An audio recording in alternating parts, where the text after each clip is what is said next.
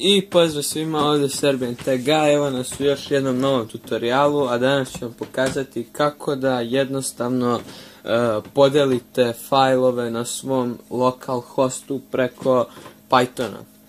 Pa hajde da počnemo.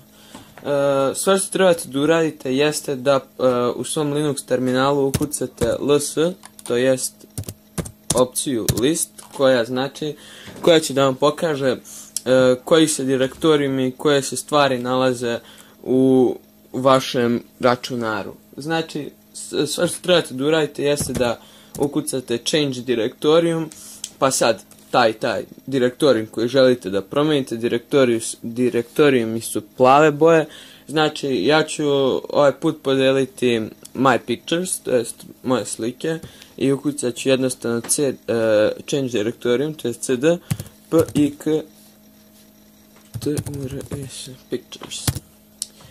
Sad, list, da vidimo što ima tu. Znači, tu imam neke slike i jednostavno ću da ukucam Python crtica m simple http server i on će da kaže da je postavio http port na IP adresi 0000, to je naš localhost, i port 8000. Samo da napomenem da ovu opciju mogu izvršiti svi oni koji se nalaze na vašoj internet mreži, to jest koji su umreženi sa vašim računarom, da bi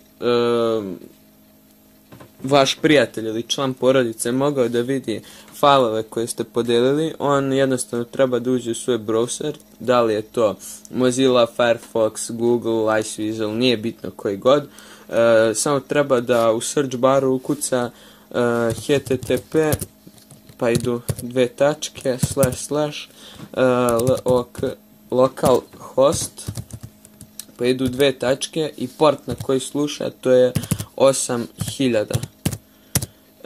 Samo nek klikne enter i vidjet će sve one fajlove koje ste vi podelili putem Pythona.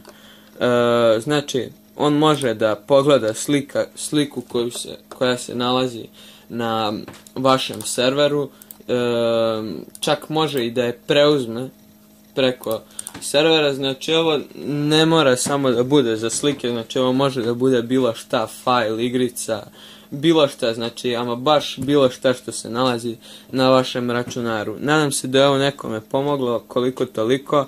Pratite, lajkujte, šerujte, subscribeujte i vidimo se.